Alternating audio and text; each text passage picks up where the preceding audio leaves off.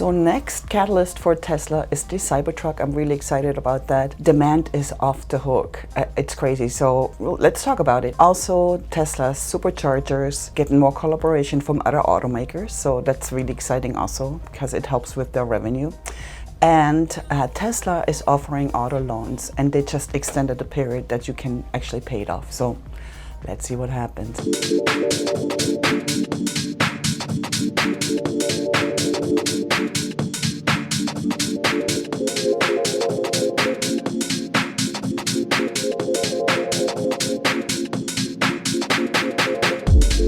Thanks to Tesla, the biggest obstacle to EV ownership will soon be history. Underscoring Tesla's route, Ford, GM, Rivian, Volvo, Polestar, Mercedes-Benz and Nissan announced plans to adopt Tesla's North American charging standard, making it possible for their products to access Tesla's vast and growing network of supercharging stations. The generalization of NACS will be a huge win for consumers who have both wanted and feared buying their first EV due to inadequacy of existing CCS-based infrastructure. Apart from charging, consumers' biggest issue in EVs has been affordability. In a Cox automotive survey, 51% of respondents said that they were interested in buying a EV. 43% said they were holding off to do high prices.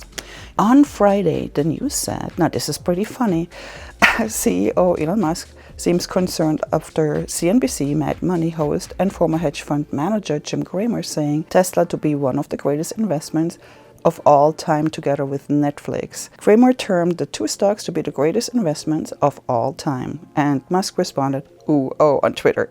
Now, another fan wrote, now, we are messed up.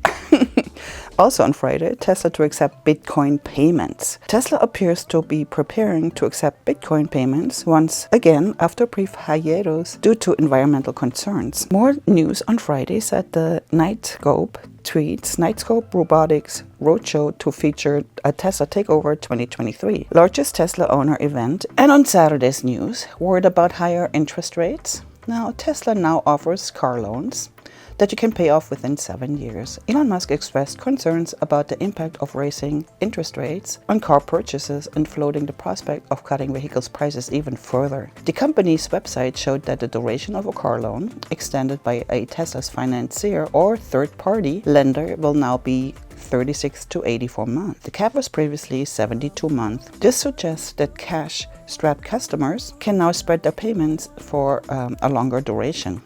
Now, since March 2022, the Fed has hiked the Fed's funds rate aggressively. Now, this is really amazing.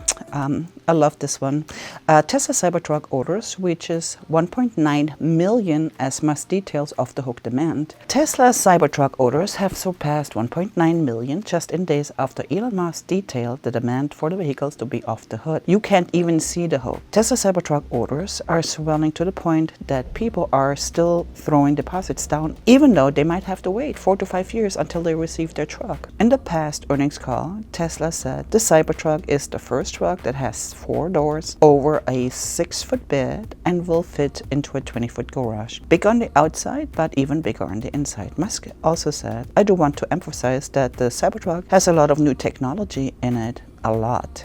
It does not look like any other vehicle because it is not like any other vehicle. Cybertruck production will have some serious ramping up to do to get all of the reservation holders their vehicles in a reasonable amount of time. Future fund Gary Black, who is extremely bullish on the Cybertruck, reiterates his opinion in a tweet on Friday. Investors still don't get how big of a deal the Cybertruck is for the overall Tesla franchise, he said. Just as Tesla's volume growth jumped from 36% in 2020 to 87% in 2021 when the Model Y deliveries began, the analysts expect the Cybertruck will boost volume growth in 2024. Now, so the Cybertruck has enough battery to charge another Tesla. After a fan shared images of a coloring book found at a Tesla Tesla Service Center, igniting sparkling speculations about the possibility of bidirectional charging in upcoming vehicles. The Tesla coloring book showcased 3 pages dedicated to Cybertruck. The book included illustration of Optimus, the Model 3 X and Y, the Tesla Semi, the Roadster, Megapack, solar panels, and the Powerwall. Bidirectional charging refers to a car's ability to charge itself and also supply power to external devices, homes, or other electric EVs. Earlier this year, on the Investor Day, Tesla Senior Vice President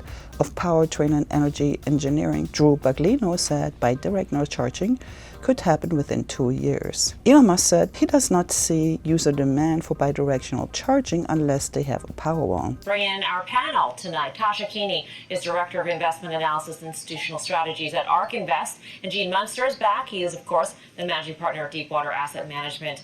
Tasha, I'll start off with you. Do you think that we've seen the lows for gross margin X credits from Tesla? Yeah, I think as Tesla said, I would expect credits to be, they already are a smaller picture than what they once were, and that's going to dwindle over time. We've modeled Tesla's future gross margins based on Wright's Law. We know that they are decreasing cost per vehicle, which is very important. Of course, I actually think the Cybertruck is going to help with that, and we know that, the first vehicle was produced, or is coming out. So I think longer term, we actually think gross margins could be above 50% if you look at the 5-year forecast. So that's not just driven by electric vehicles, by the way. It's driven by AI, which you all touched on. So, we think Tesla's going to be a leader in autonomy. We think they could take a very attractive take rate off of gross revenues, off of an autonomous ride-hail service.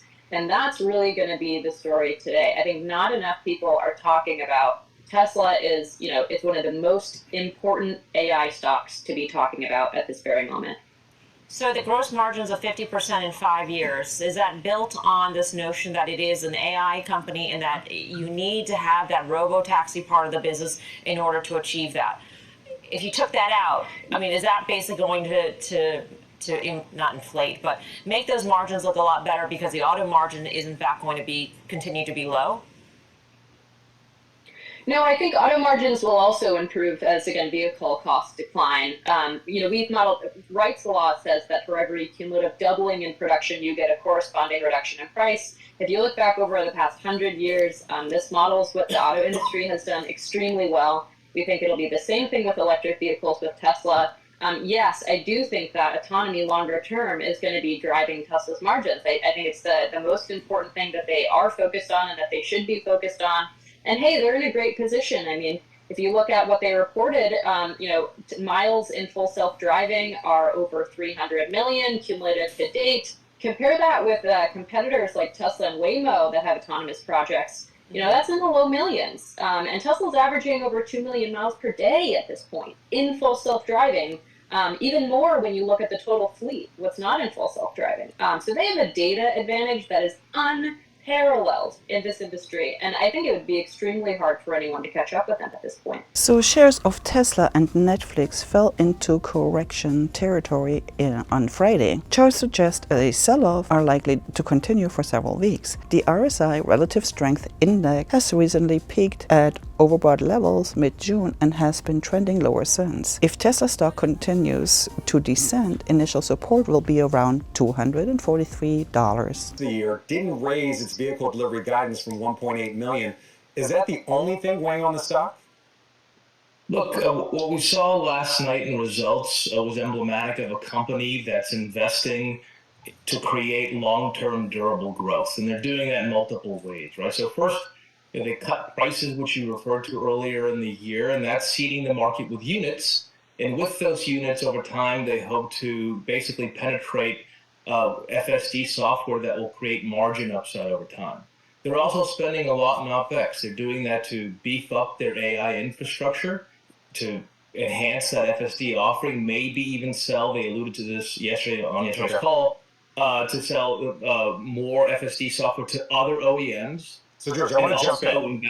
FSD is full self-driving. I just want to make sure the audience is on the same page with you. Sorry, full self-driving software for its own vehicles and potentially to other OEMs. They're also investing in battery technology with 4680 cells. They're also investing in robotics, right? The Tesla bot could create long-term durable growth for later on in the decade into the 2030s. So this is a company that, despite an erratic macroeconomic environment, is still putting the pedal to the metal and investing in projects that should create growth for the long term. Absolutely. I think Elon Musk kind of highlighted they want to retool some facilities, some production facilities to get ready for the second half of the year, and that may slow down production. So let's talk about margin.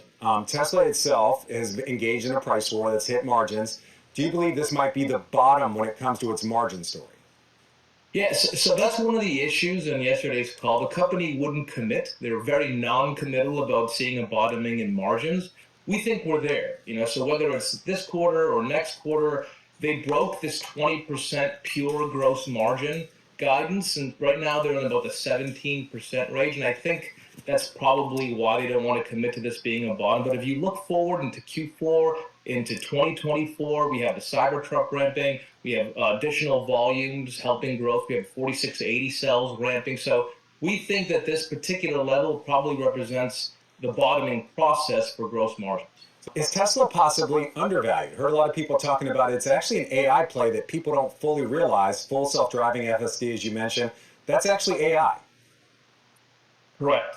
Yeah, we call Tesla the AI and sustainability behemoth. We have close to $10 in earnings for 2025, and if you look at that relative to other large cap tech stocks, it's relatively undervalued. It's growing faster from a revenue perspective, it's growing faster from an earnings perspective, and all the stuff that we just talked about create visibility to long-term sustainable growth. So yes, relative to those stocks particularly, we think it's undervalued and underappreciated. Then this is it for this week's Tesla News.